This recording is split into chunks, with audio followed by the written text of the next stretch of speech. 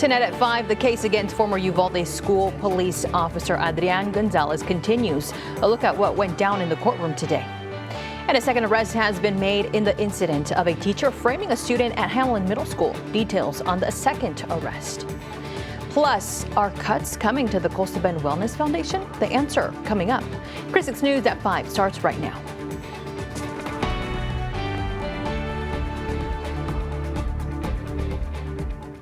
Thank you for joining us. I'm Clara Benitez Cortez. We'll get to your neighborhood news in just a bit, but first, we start with news out of Minneapolis, as a second ICE-involved shooting has now taken place within the span of a week in the city. According to the Department of Homeland Security, officers attempted what they called a targeted traffic stop on a Venezuelan migrant who was in the United States illegally. The man then attempted to flee in his vehicle before crashing and then fleeing again on foot. Officers were able to catch up to him where he allegedly resisted arrest. According to DHS, 2 other individuals then attacked the officer with a snow shovel and a broom handle. The original suspect was then shot in the leg. DHS Secretary Kristi Noem spoke on the operation. Our ICE agents are following the law and running their operations according to training. Last night, what we saw was 3 individuals weaponize shovels and brooms and attack an ICE officer that had to defend himself. Both the individual that was shot and the officer who was assaulted were transported to the hospital. The 2 other individuals were arrested following this clashes continued between ICE and protesters, where protesters would break into and vandalize what are believed to be federal law enforcement vehicles, scattering documents around the area. Now, the state of Minnesota has requested a temporary injunction to stop all ICE activity in the area, but a U.S. district judge has ruled that won't be happening. The state is arguing the federal government is spurring constitutional state powers and using excessive force. The federal government has until Monday to respond to the suit. The judge did clarify this is just a preliminary injunction and not a prejudgment. President Trump responded to the situation in Minnesota this morning, making a post on his social media platform, Truth Social, where he brought up the possibility of using the Insurrection Act. In the post, the president says he will institute the act if Minnesota politicians don't obey the law and stop, quote, professional agitators and insurrectionists. So what is the Insurrection Act? Originally created in 1807, it allows the president to deploy military forces to suppress rebellion or enforce federal law. The act has been used 30 times in our nation's history by 15 presidents. The last time it was used was by President George H.W. Bush in 1992 for the riots in Los Angeles, following the acquittal of police officers in the Rodney King case. Abraham Lincoln also used it during the Civil War. President Trump had a meeting with Venezuelan opposition leader Maria Corina Machado at the White House today. This visit comes after the president chose not to endorse her to be the country's leader following the capture of Nicolás Maduro. Coincidentally, Venezuela's current president and former vice president of Nicolás Maduro, Delcy Rodriguez, spoke today and says that she is open to traveling to Washington to speak with the president. And sticking on Venezuelan news, the United States has seized another oil tanker in the Caribbean. The ship, named the Veronica, is now the 6th vessel to be seized by the United States since December. The operation took place early this morning and is a part of the military's crackdown on embargoed oil going to and from Venezuela. The United States is now officially selling Venezuelan oil. That's according to an official from the Trump administration. That sale was valued at $500 million. Additional sales are expected in the coming days and weeks. President Trump has spoken at lengths about the country's vast oil reserves and plans to have American oil companies take over operations in Venezuela. However, oil industry leaders have yet to commit to such an investment. The United States appears to be in the market to acquire Greenland, but the Arctic nation may not be for sale. But getting lost in all of this is what Greenlanders think about the proposition. Our Scripps News Group correspondent Ross Cullen is in Nuuk, Greenland, to speak with locals on the idea. This is the US consulate in Nuuk. It's a small building, but one at the centre of a big international issue. The United States is not budging on its ambition to control not just this consulate, but the entire island of Greenland. President Trump says it's a matter of national security, but the people of this remote, far northern capital are worried. They say they feel let down by the US, a country considered to be their closest ally. I am so disappointed of Trump. And I would say he will never get our island. And we had hoped that maybe the Trump administration had forgotten us a little, but that's not, we can see that's not happening. And right now everything is really at stake. Greenland is a place of stunning beauty. The island is 3 times the size of Texas, covered with a vast ice sheet, remote mountains, and deposits of rare earth elements and untapped oil fields. The Prime Minister here in the self-governing territory of Denmark says a geopolitical crisis has broken out and there is a defiance here. A majority of the population of 57,000 overwhelmingly say they do not want to become part of the US. Denmark and other European nations are now beefing up their military presence here to show they are serious about the island's security. Here in Greenland, there is a feeling of uncertainty and real concern for what will happen next if the US does not give up its ambition to control this island. Ross Cullen, Scripps News Group, Nuuk, Greenland. Well, I've been following the trial for the former Uvalde school resource officer, Adrian Gonzalez, which has now reached day 8 here in Nueces County. Today, during testimony, we heard from former Sergeant Daniel Coronado of the Uvalde Police Department, which was on the witness stand. He spoke about his experience that day, from hearing the dispatch to entering the school and having one of his colleagues hit by gunfire. There was police audio transmission and captured communications shown, which backed up his recollection of the events that day. The jury was dismissed early and will be back on schedule Friday morning. I will continue to follow the trial till a verdict is reached. The former Corpus Christi ISD police officer accused of planting a marijuana vape pen in a student's bag has been arrested.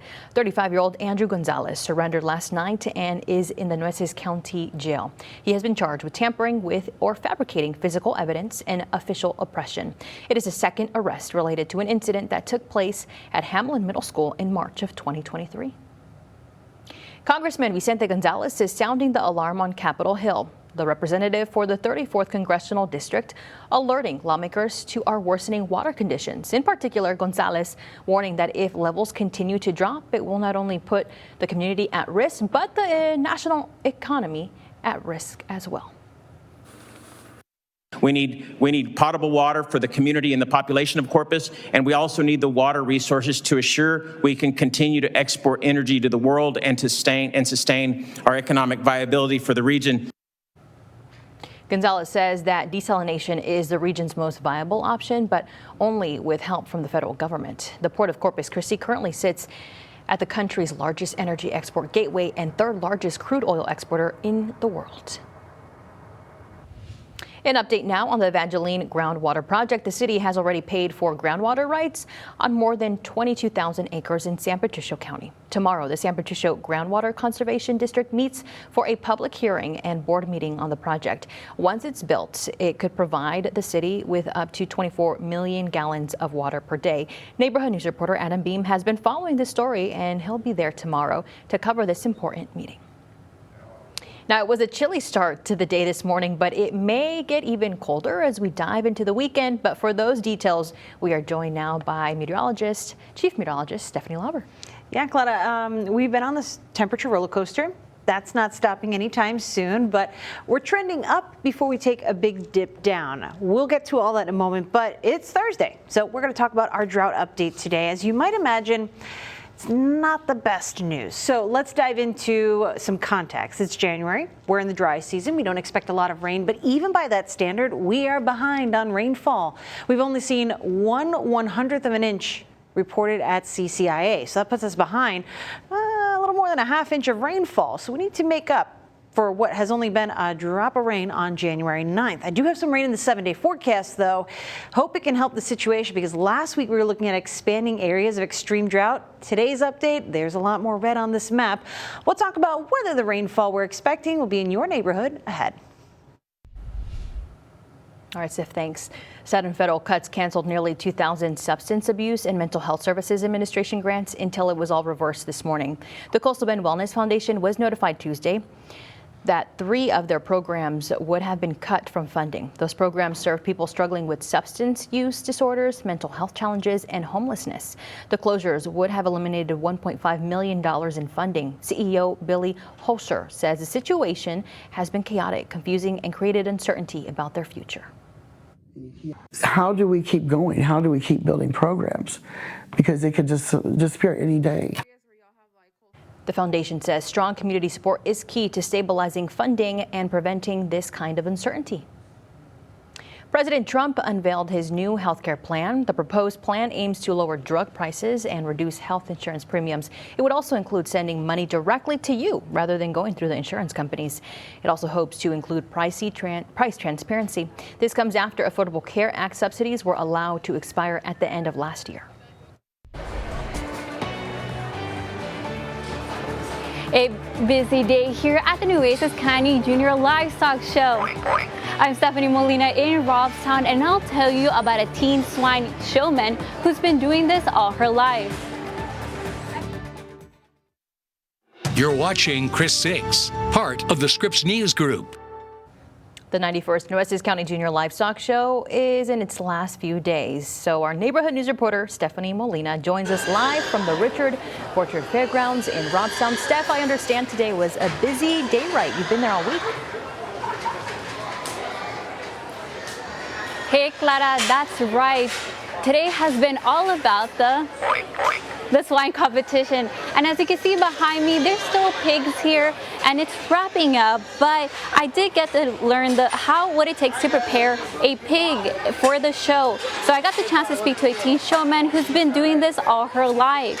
15-year-old Kirby Patrick is no newbie when it comes to participating in a swine competition. She's been doing this since she was 3 years old, and this year for the Nueces County Junior Livestock Show, she's even showing her 2 pigs, Red and Seven, which is not easy. It takes a lot of work. You need to brush them, rinse them, blow dry them even every single day to get that perfect skin and hair. And Kirby told me she's pretty confident in her skills since this is not only her sport but her tradition. Her dad and grandpa did it before, making her a 3rd-generation swine showman. And today has been full about the competition, and she told me that she got 2nd place in her respective categories with her 2 pigs. Now, congratulations to everyone who participated today. I'll send it back to you, Clara.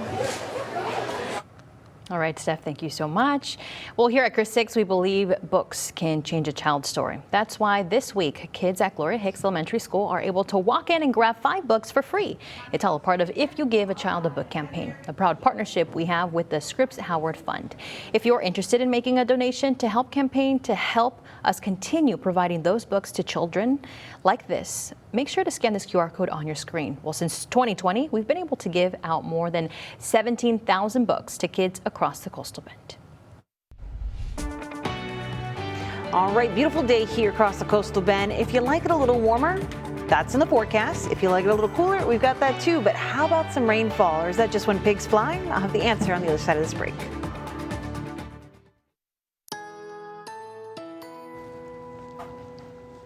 All right, by all accounts, a gorgeous day outside. You might need a little sweater, a little long sleeve action for the attire, but overall, not bad. The sunshine really helps. Of course, we would love the alternative. A rainy day is not a bad thing here in the Coastal Bend, but we didn't have that today. We're not going to have it tomorrow, but I do have that in the 7-day forecast. So there's something to be excited about in that regard, even though it's Thursday. Today's drought monitor update, not the most positive, but there is light at the end of the tunnel, and we'll share it with you in a moment. Right now, though, temperature's not doing too bad. Are you team windows up or team windows down for the ride home? I think for me, 66 degrees in Corpus Christi is team windows up, or if you got a sweater, maybe team windows down. But we're right on that cusp between chilly and comfortable, and these temperatures will be continuing to fall as we head past sunset. Obviously, right? We have some relatively dry air in place. We've got these south winds that have helped us warm up today, and that comes with a cold front that really kept us from the 70s today. But As we head on into the overnight, these south winds will eventually become a little more southwesterly. And starting off the morning on Friday with sunshine, southwest winds, and not much other change, we're going to see a big warm up as we head into the next 24 hours. Of course, all good things must come to an end. So every time we like a temperature, it seems it's a daily change. High pressure, though, has been the one constant keeping us dry across a huge swath of South Texas. Again, not exactly the best news considering it's Thursday. We just got that sobering drought update where extreme drought has been expanding across the Lone Star State. But this won't last very long either. It has been in place, will keep us sunny tomorrow, but once the weekend comes, we're going to see a shift that lends toward a wetter weather pattern. The rainfall will take a few days to come after that pattern shift, but generally we've only seen a spot of rain at CCIA all month long. So that was January 9th. We had the lowest amount you can get that's considered measurable, and measurable rain is the goal, right? So at least we could say we did that. 1/100th of an inch is very far from what we expect, even for a dry month like January. We're on our way to 3/4 of an inch behind on rainfall. So if we don't get any rainfall next week, we'll be at an inch within a few days. But I do have some rain in the forecast, and I think that might at least buy us some time. It comes after not one, but two cold fronts in the forecast. This is where I'm saying the pattern is going to shift before we start seeing that real opportunity for rain, and it begins as we head on into Friday. I mentioned those southwest winds. Those pick up during the morning hours, and that's a dry and warm direction. It's going to help accelerate the warmth tomorrow. It's going to take us, in some places, to the 80s for high temperatures, but it's short-lived because a cold front is coming through. A breezy evening on Friday night is going to transition to a bit more of a cloudy kind of situation on Saturday morning. We miss out on the rain chances. That's pretty much only over the water, so maybe if you're in Rockport or Port A, you might get skirted by a quick shower Saturday morning, but really we're just going to see the clouds blossoming. That's also going to send us back into a cooler pattern and some very chilly weather for Sunday morning. We'll be waking up in the 30s on Sunday morning. The Victoria Crossroads looking at a freeze in the forecast, but it's yet another cold front on Monday that's going to bring the opportunity for rain. So don't expect much through the weekend, but as we head on into Tuesday and Wednesday of next week, that's our next best chance for some widely scattered showers in the forecast. So let's put it all together in your 7-day forecast. Not one, but two cold fronts and a chance of rain next week. Well, a 3-day competition to find out who is the best singer in the Coastal Bend. That's what's coming to Old Crest Live with Gulf Coast Idol. I'll feature 20 performers, all trying to prove they are the best. And the best part is that you get to choose the winner. A member of Visit Corpus Christi spoke on the opportunity this gives to performers here. There will be opportunities to be able to showcase that talent that lives here in Corpus Christi so that we can connect them to venues that might be willing to feature them. There's some major projects in the works. The winner will walk away with a recording session, a national anthem performance during Hook's opening week, and more. Now in more national news, Martin Luther King Day may be on Monday, but did you know today is his actual birthday? Martin Luther King Jr. would be 97 today. King became the de facto face of the civil rights movement in the 1950s and was awarded the Nobel Peace Prize in 1964, the same year the Civil Rights Act was passed. King was assassinated in Memphis, Tennessee in 1968. Well, next Monday, the YWCA Racial Justice Forum will be held at the Nueces County Courthouse Central Jury Room. It will run from 10 to 11:30 in the morning. The MLK Commemorative March will follow that event. The march begins at noon at the Nueces County Courthouse.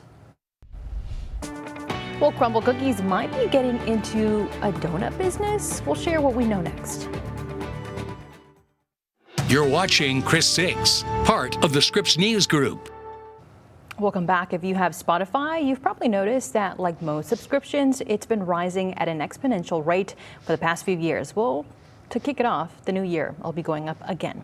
The music streaming service will go up from $12 to $13 per month for premium plans. For students, the price will be going up from $6 to $7 each month. This is set to go into effect next month. Well, is Crumbl Cookie about to dive into the donut business? Well, after rumors started to swirl on social media the past couple of weeks, the popular cookie brand addressed the idea.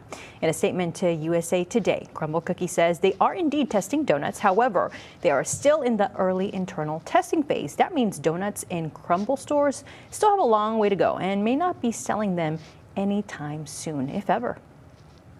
Now, if donuts aren't your thing, could we interest you in some bagels? Today marks National Bagel Day.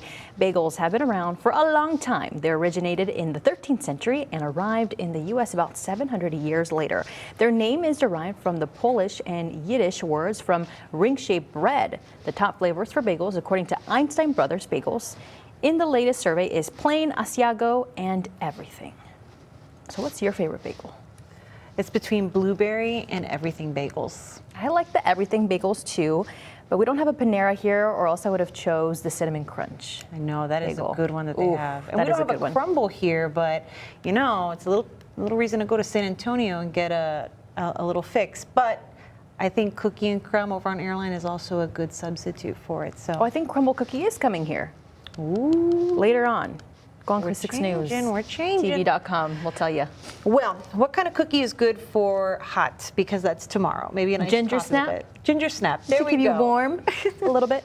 Yeah, we're going to see a huge change in our temperatures day to day. That continues because tomorrow I think we might hit 80 degrees. This is near record heat for January. And then it doesn't last long because a cold front is here to switch us right back to cool. And when I say cool, Sunday morning, if you're heading out to church, we're going to wake up to the 30s. You have been warned. Dig out the sweater. Yes, definitely. Everybody, thank you so much for watching. We'll see you here tonight at 6. Bye.